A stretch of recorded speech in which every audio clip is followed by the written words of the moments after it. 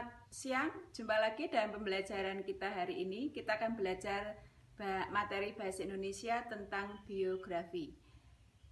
Biografi hari ini kita akan belajar tentang ciri-ciri teks biografi dan struktur teks biografi. Sudah saya siapkan PPT supaya anak-anakku semuanya lebih jelas untuk mempelajari. Setelah pembelajaran biografi hari ini, saya berharap anak-anakku semuanya bisa membaca sebuah teks biografi, kemudian dari situ anak-anakku bisa mengambil keteladanan atau hal-hal yang bisa diteladani dalam kehidupan kita sehari-hari.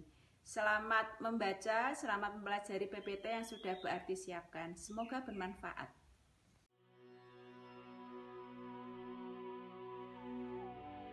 Untuk teks biografi, kita semua harus bisa membedakan antara istilah biografi dan autobiografi.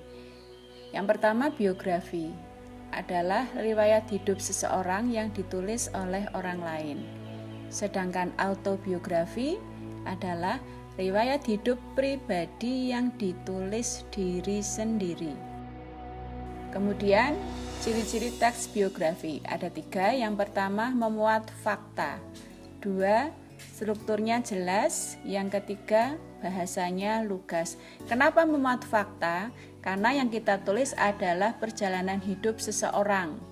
Makanya harus bersifat fakta, bahwa yang kita tulis sesuai dengan kejadian apa adanya.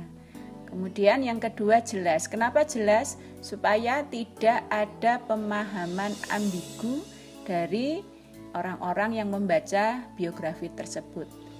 Kemudian yang 3, lugas. Kenapa lugas? Bahasanya halus lugas, tidak ada unsur konotasi, tidak ada unsur ambigu, makanya harus lugas apa adanya.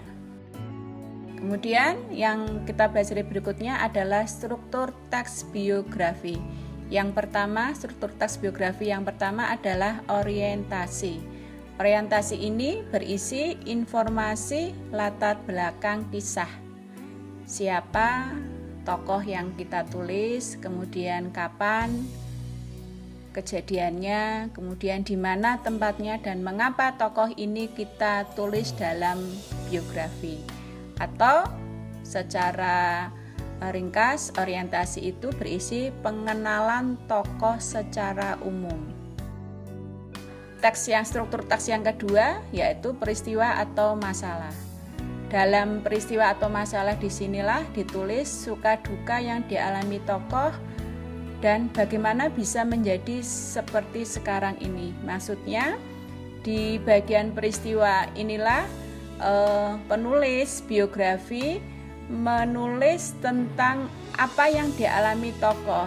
Nah, inilah dari sinilah nanti biasanya muncul hal-hal yang istimewa, bagaimana perjuangan tokoh itu dalam mencapai kesuksesan, sehingga peristiwa atau masalah ini nanti akan menjadi contoh atau hal-hal yang positif yang bisa kita contoh dalam kehidupan kita sehari-hari.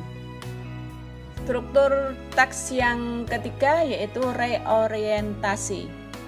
Berisi pandangan atau simpulan penulis terhadap tokoh tersebut atau berupa pernyataan, kesimpulan terhadap rangkaian peristiwa yang telah diceritakan dalam struktur teks sebelumnya. Anak-anakku, ada alasan mengapa tokoh tersebut ditulis dalam sebuah biografi. Yang pertama, orang tersebut merupakan pemimpin yang bagus. Kemudian yang kedua, orang tersebut memiliki keistimewaan. Yang ketiga, orang tersebut pelopor dalam bidang ilmu tertentu. Dan yang paling jelas, orang tersebut yang kita angkat dalam sebuah biografi, orang tersebut atau tokoh tersebut memiliki prestasi yang luar biasa dan lebih banyak berjasa. Memiliki prestasi dan berjasa dalam kehidupan beliau.